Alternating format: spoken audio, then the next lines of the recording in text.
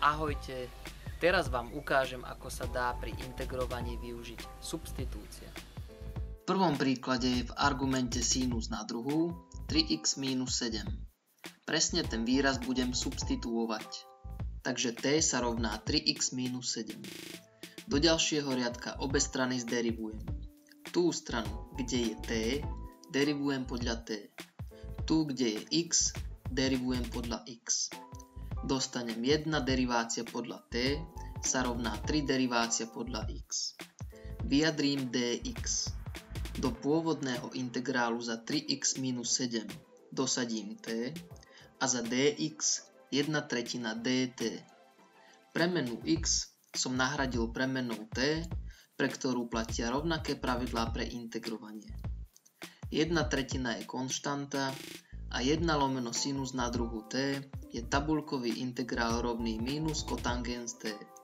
Nakoniec naspäť za t dosadím 3x minus 7 a mám výsledok.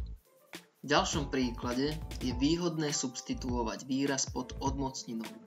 Spravím derivácie oboch strán a všímam si, že v zadaní je x dx. V derivácii vyjadrím, čomu je rovné x dx. Do pôvodného integrálu za 5 minus x na druhú dosadím t a za x dx minus 1 polovica dt. Minus 1 polovica je konštanta, 1 lomeno odmocnina z t napíšem ako t na minus 1 polovicu a zintegrujem podľa t. Pokrátim zlomky, upravím výraz a za t naspäť dosadím 5 minus x na druhú. V ďalšom príklade porobím pár úprav, kým sa dostanem k substitúcii. Kosinus na tretiu x sa rovná kosinus na druhú x krát kosinus x. Pretože sinus na druhú x plus kosinus na druhú x sa rovná 1, tak kosinus na druhú x sa rovná 1 minus sinus na druhú x. Všeobecne je výhodnejšie substituovať výrazy, ktoré sú v zátvorke, ale t-čkom nahradím iba sinus x. Zderivujem obe strany a všímam si, že v zadaní je cosinus x dx.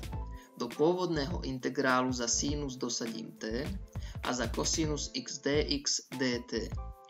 Výrazy zintegrujem podľa t a za t naspäť dosadím sinus x. V poslednom príklade je výhodné zbaviť sa odmocniny, preto x nahradím t na druhú.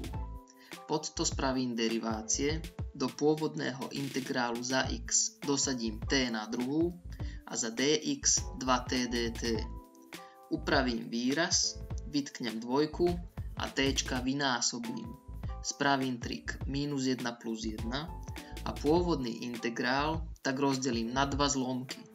V prvom rozložím čitateľa na súčin, v menovateli vytknem minus jednotku a pokrátim rovnaké výrazy. Druhý zlomok odpíšem. Jednotlivé výrazy zintegrujem. Za t na druhú dosadím x, logicky za t odmocninu z x. Substitúcia sa používa najmä pri integrovaní zložených funkcií.